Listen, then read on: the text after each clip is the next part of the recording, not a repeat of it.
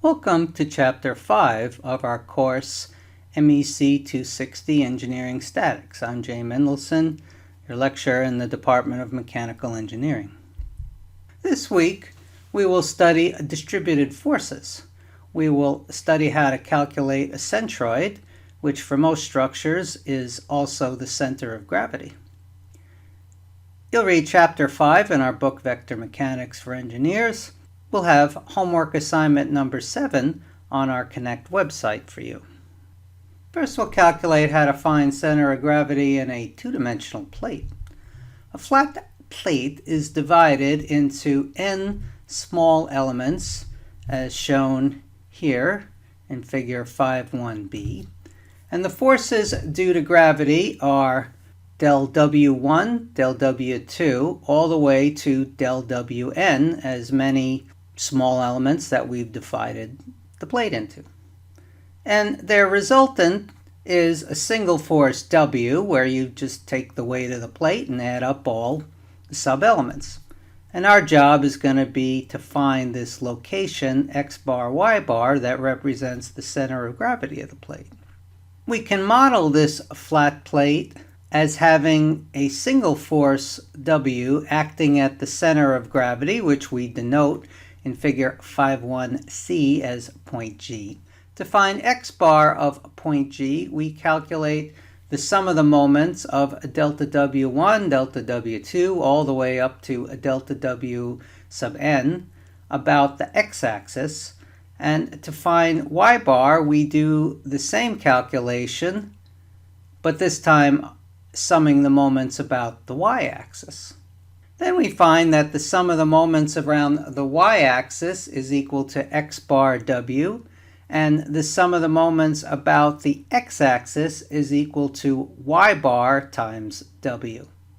We can divide both sides of the previous equation by the total weight W, and we calculate location x bar from the equation x1 delta W1 plus x2 delta W2 all the way up to xn delta Wn and divide by W. And we calculate y bar in a similar way, except that we're using y1 delta W1 and y2 delta W2 all the way up to yn delta W sub n and divide by the total weight W. It's a simpler equation for a flat plate of uniform thickness and density. The weight of each portion, delta W, is equal to gamma times T times delta A, where gamma is the specific weight of the material equal to rho g, where rho is the density and g is acceleration of gravity. T is the thickness of the plate, delta A is the area of each element, and then the total weight of the plate W is just gamma times T times A. And remember, this only applies to a plate of uniform thickness. Suppose we have elements of infinitesimal size. Oh, you hear that word, infinitesimal? It's time for calculus. Then we get x bar times A is the integral of x dA, which point you divide both sides by A and get x bar is the integral of x dA over A. And y bar is the integral of y dA over A, where again x bar and y bar define the center of gravity of the uniform plate, given the term C for centroid. The integral of x times dA is the first moment of area A with respect to the y-axis. We call that q sub y. And the integral of y dA is the first moment of area A with respect to the x-axis, which we denote by q sub x. And using these equations, we find the location of the centroids to be x bar equals q sub y divided by A, and y bar equals q sub x divided by A. If the centroid of an area is located on an axis, the first moment about that axis is 0. And if the first moment about an axis is 0, then the inverse holds that the centroid of the area must be located on that axis. So if x bar equals 0, that means the centroid is located on the y-axis, and because 0 equals q sub y divided by a, q sub y has to be 0. And if y bar is located on the x-axis, on the line x equals 0, y bar equals qx divided by a, and because y bar is 0, qx has to be 0. And area A is symmetric to an axis B prime. So here's B prime. If for every point P of the area there exists a point P prime, so that line P prime is perpendicular to B prime, and line P prime is divided into two equal parts. So the distance from P perpendicular to this axis B prime then equals the distance from that intersection to point P prime. Then the axis B prime is called an axis of symmetry. On the lower right corner, we see an area that is symmetric with respect to the y-axis. Qy is equal to x bar over a, and because this area is symmetric around the y-axis, that means x bar is equal to 0. It's on the y-axis, which means that Qy equals 0. If an area possesses two axes of symmetry, its centroid C must be located at the intersection of the two axes. So here we have an equilateral triangle. It has an area with two axes of symmetry. So here is B prime and here is D prime. And the centroid C is at the intersection of those axes. This I-beam shape has an area with two axes of symmetry, B prime and D prime. The centroid C is located at the center of symmetry, and unlike for the equilateral triangle, the I-beam has a center C of symmetry that is halfway between the line B prime and halfway through the line D prime. And area A is symmetric with respect to a center point O if for every element of area dA, so here's dA, of coordinates x and y, there exists dA prime of equal area that's got coordinates negative x and negative y. And with this type of shape, both qx and qy are 0, and the centroid C coincides with the center of symmetry, point O, even though there is no axis of symmetry. Now, before you think you have to be calculating centroids of every shape in creation, we supply you figure 5.8a in our book, which shows centroids of common geometries like circles and triangles and semi-parabolic areas and parabolic areas. There's no need to supply you with the centroid of a rectangle or a square, because all you do to find that centroid is you take the two diagonals of the rectangle or the square, and wherever they intersect, that is the centroid. That's why it's not on the table. Now we'll show you how to calculate the centroid for a composite plate, where a composite plate is an irregular flat plate that's made up of standard shapes like rectangles, triangles, circles, or other types of shapes. And we determine the center of gravity from the center of gravities of the various parts, which we had in the prior slide. And when we have these standard shapes, we look up on figure 5.8a, where each of the centroids is located for the individual standard shapes, and we assign their weight to that location. So here's G1, G2, G3. And then we calculate x bar for the composite shape, where x bar gets the capital X, as a formula where we sum up the individual x-bar locations for the shape, multiply out by the respective weight of each composite shape, and then divide out by the total weight of the entire plate. And y-bar is found in a similar way. For a plate of uniform thickness, the center of gravity coincides exactly with the centroid C of the area. If the thickness is not uniform, you don't have such a nice easy solution. But do know that in most real machines, people use plates of standard thickness.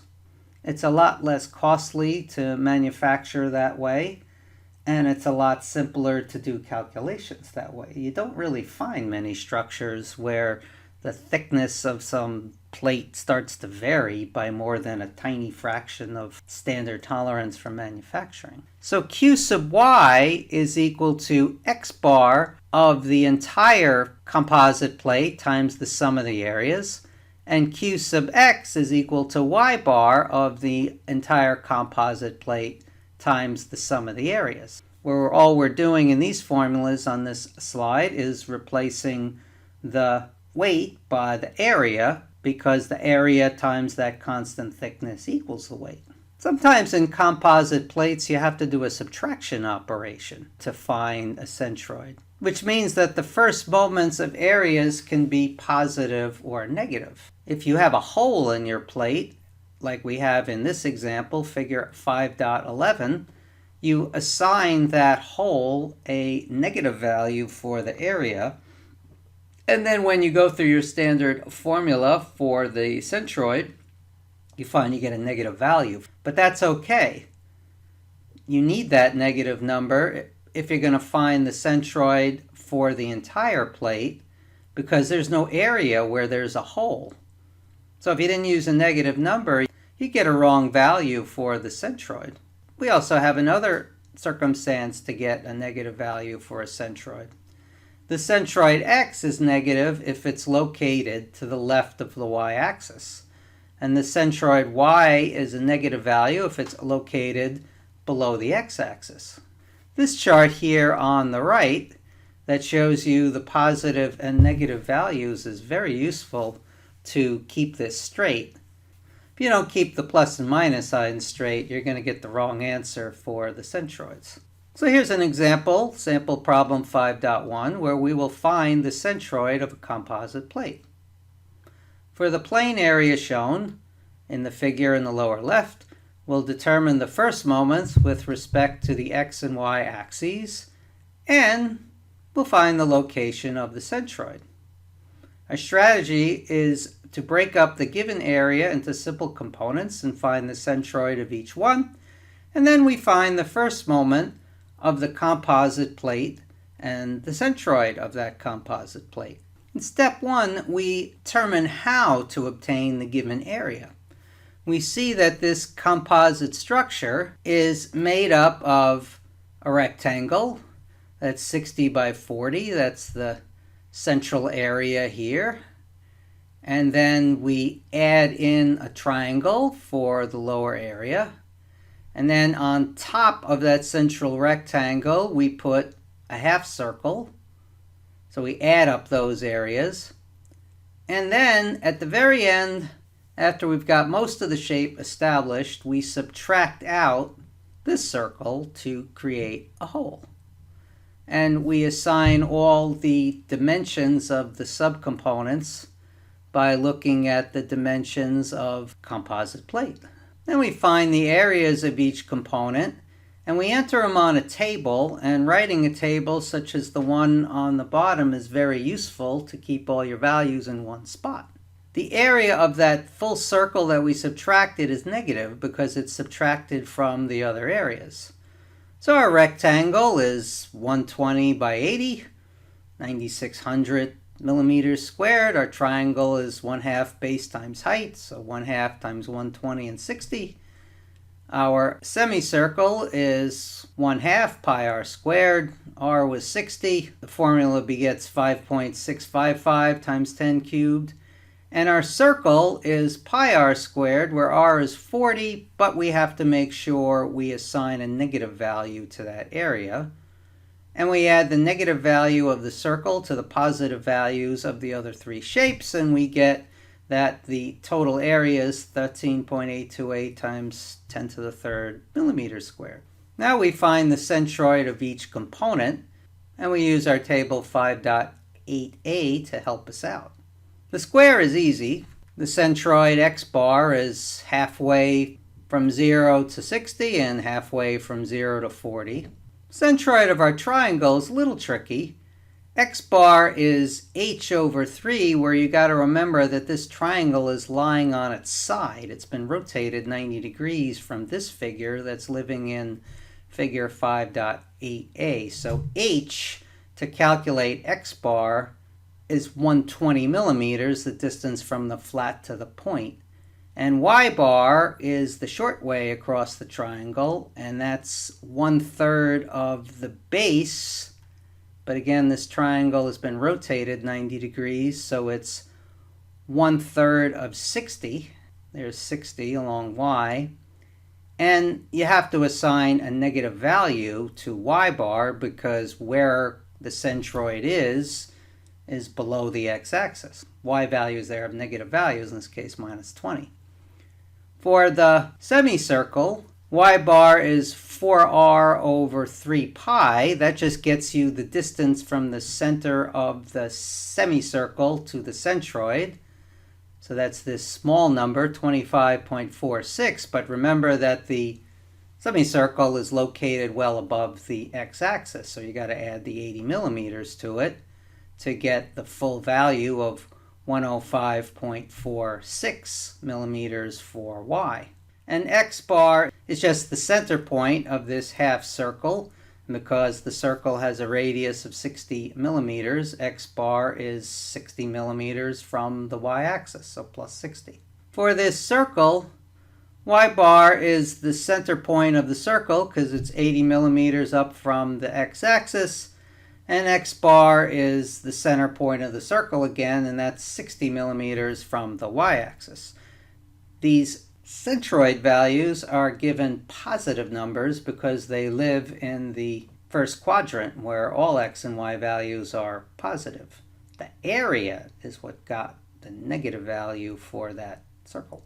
Then we calculate the first moments of our component areas. We take our x bar and y bar values, we individually multiply them by the areas carrying this negative value for the circle along, and we find that x bar a has one negative component because we multiplied for the circle a negative value for area by the positive value for x bar. When we get to y bar a, there's two negative values found. The first one for the triangle had a positive area, but it had a negative value for y bar, so it gets a negative value for y bar a. For the circle, we had a negative value for area, but a positive value for y bar, so we get a negative value for y bar a. We add up these positive and negative numbers, and we get our values of q sub x and q sub y. And remember that q sub x is this number here on the right. That's summation of y bar a, and q sub y is summation of x bar a. Now we're going to find the location of the centroids. The centroids can be found for the composite shape by using this equation. X bar times summation a is summation of the individual x bars times a. To find capital X bar for the composite plate, we calculate the value on the right, which we had before, and we just divide out by the total area. Do the same for capital Y bar, and we are able to calculate the X bar and Y bar values for the entire composite shape. You see where it is on this graph.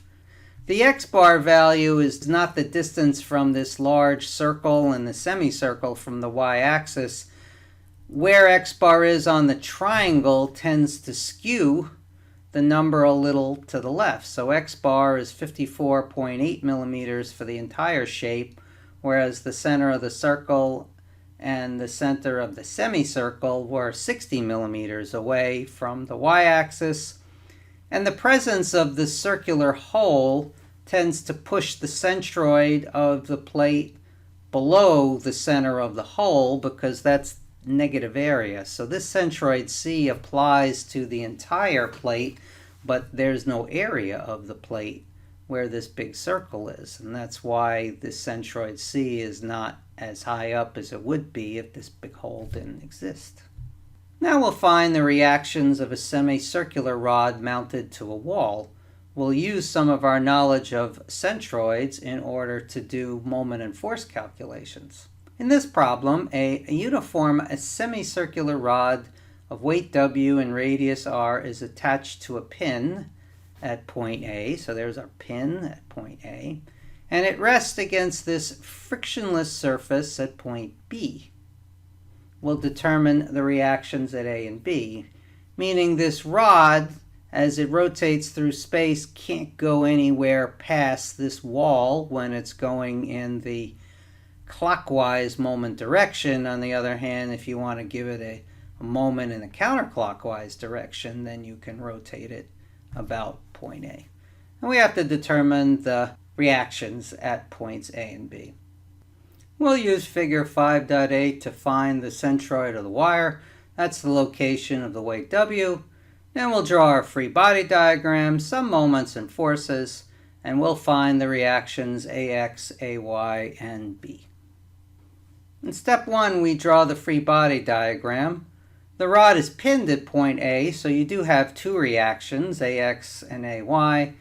It's essentially on rollers at point B, which is why we don't have a reaction in the Y direction at point B. They can't support that type of reaction. B then is shown acting positive to the right.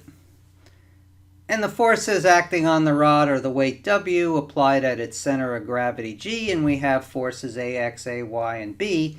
And we know where G is because we looked up on table 5.8a and we found that the centroid in the Y direction was just halfway across the wire, and the centroid in the X direction from the table was 2r divided by pi. And the reason that it's 2r divided by pi going left to right, meaning horizontal, is our figure 5.aa, which was shown with the rod mounted 90 degrees oriented, had a y bar of 2r over pi, and y bar on this figure 5.8a actually translates to x bar on the figure here that we have in step 2. And the center of the semicircular rod is located at y equals r, as opposed to y equals 0 because of where I've drawn in our coordinate axes. So y equals 0 is actually at point B, and y equals 2r is at point A, and therefore the centroid G is at y equals r. We can find the reaction B by summing the moments about point A and setting that equal to 0.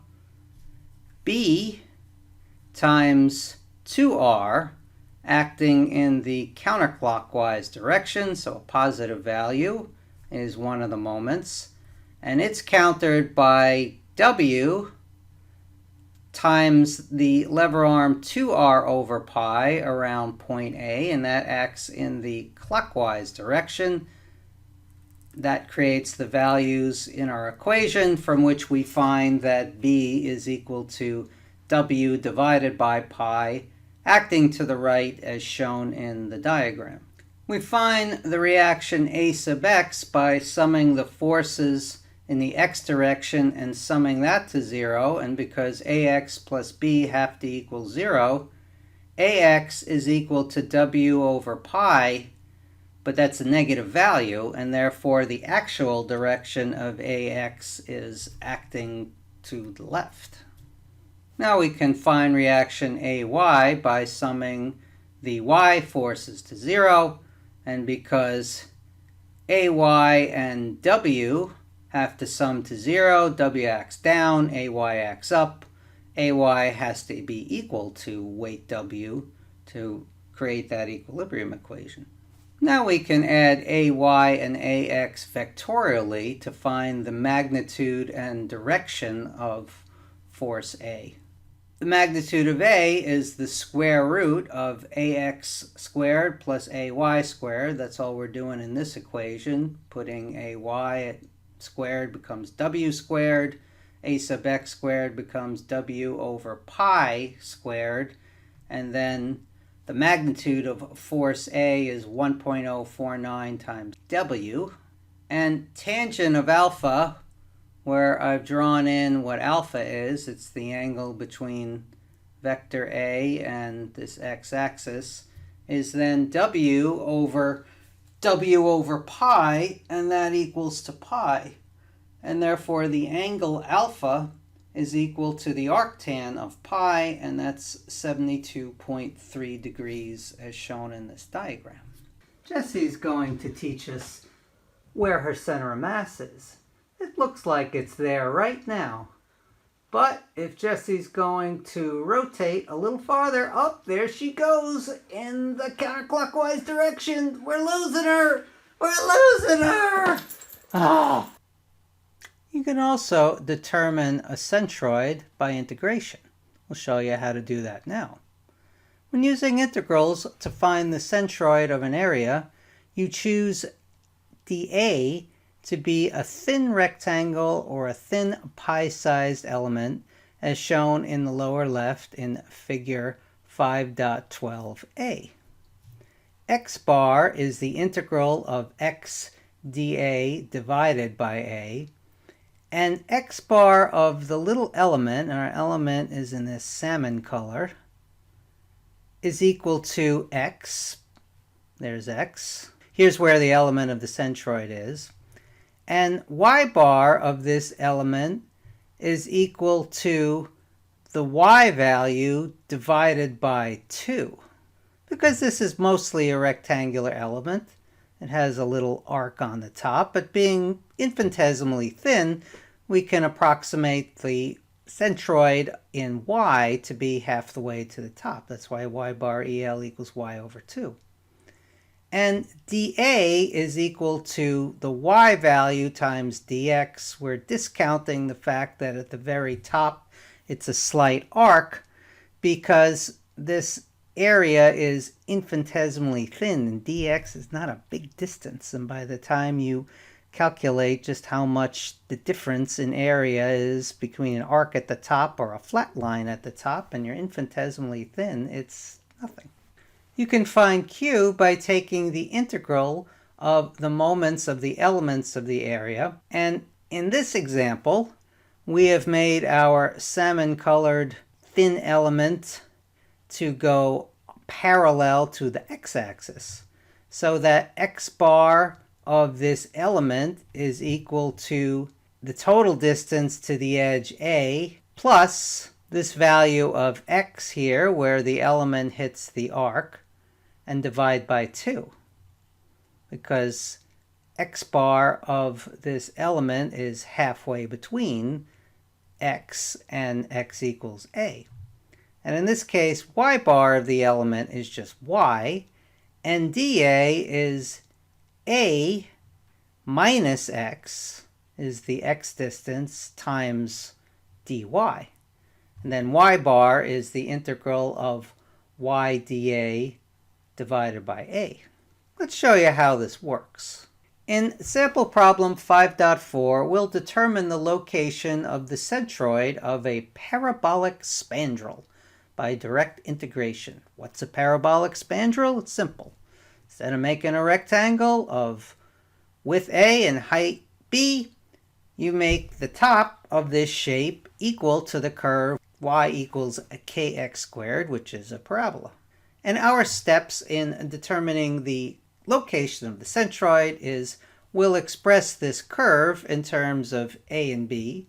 We'll choose a differential element dA and express it in terms of A, B, X, and Y. and we'll find moments about the x and the y-axes to calculate the centroid. Step 1, we determine the value of k. We substitute x equals a and y equals b up at this top point into the equation y equals kx squared. And we get y is b over a squared times x squared. And turning it around, we get x equals a times square root of y divided by square root of b. Then we calculate a, the total area under the curve. Well, a is the integral of dA, and with the way we've chosen our centroid of a thin element being parallel to the y-axis, dA is just equal to the height of this element y times dx. So that's our first substitution. And of course, the area has to be the integral from 0 to a of some function times dx. And we substitute for y b over a squared times x squared. And then we do simple calculus. You guys remember how to do that. And we get that the area is a times b divided by 3. In step 2, we calculate q sub y, which is the integral of x bar dA, where x bar is x bar of our little element here. Well, x bar, when our element is parallel to the y-axis, is just equal to x. So that's how we got rid of x bar. We put in x. And dA is y dx. So we have q sub y is the integral of xy dx from 0 to a. But now we get rid of y, and we bring in our function y equals b over a squared times x squared.